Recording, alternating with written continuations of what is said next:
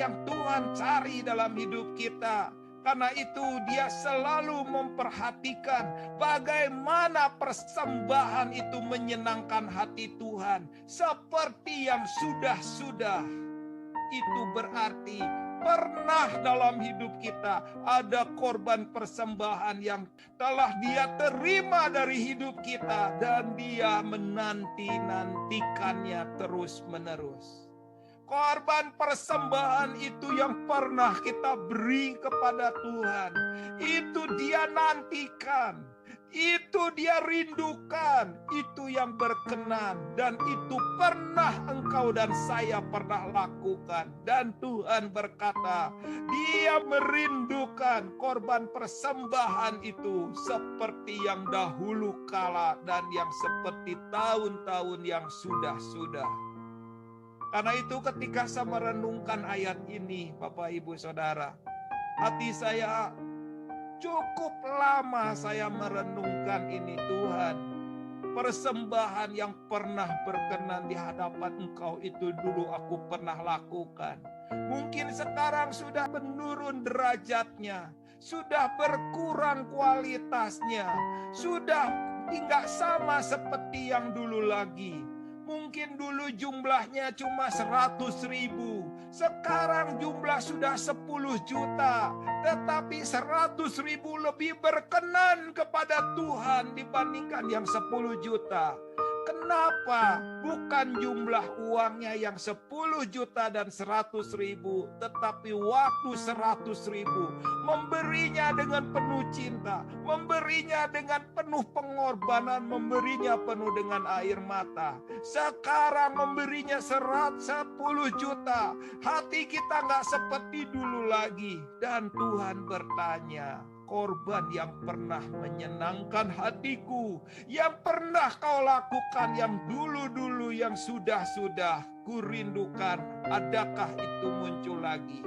Supaya apa hal ini? Supaya mengingatkan kita di hadapan Tuhan, bahwa Tuhan tahu bahwa kita membutuhkan apinya. Saudara, ketika apinya dikenakan lagi kepada hidup kita, ketika apinya ditaruhkan di bagian-bagian dalam hidup kita, selalu api itu akan membakar korban, kotoran, sampah, dan itu yang terjadi.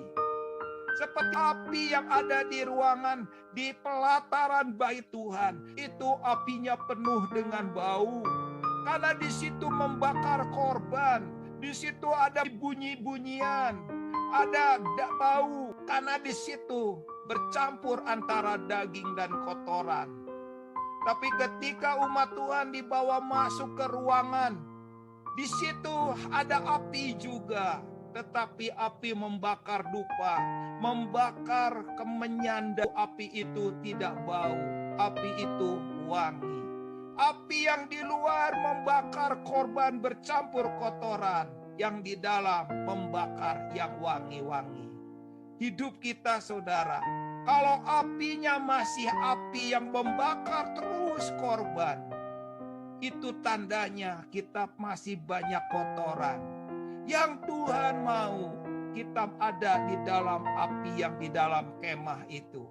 Api di dalam kemah dinyalakan di kaki Dian. Itu minyaknya khusus. Kalau minyaknya sembarangan akan mengeluarkan asap hitam. Tetapi minyak yang ditaruh di dalam kaki Dian itu, minyak itu tidak akan membuat hitam dan tidak mengeluarkan asap. Menerangi tapi tidak ada kotoran. Ketika api itu dinyalakan untuk membakar dupa, dupa itu juga mengeluarkan aroma wangi. Karena itu sangat berbeda apinya. Jadi kalau hari ini Tuhan membakar hidup kita, pasti ada api yang berbau sampah atau api yang mengeluarkan keharuman. Kedua-duanya ada. Tetapi pertanyaannya, mana yang lebih banyak? Apakah api sampah, api yang berbau sampah yang lebih banyak, atau api yang mengeluarkan wangi-wangian? Karena itu saudara sangat dibutuhkan dalam hidup kita itu api Tuhan.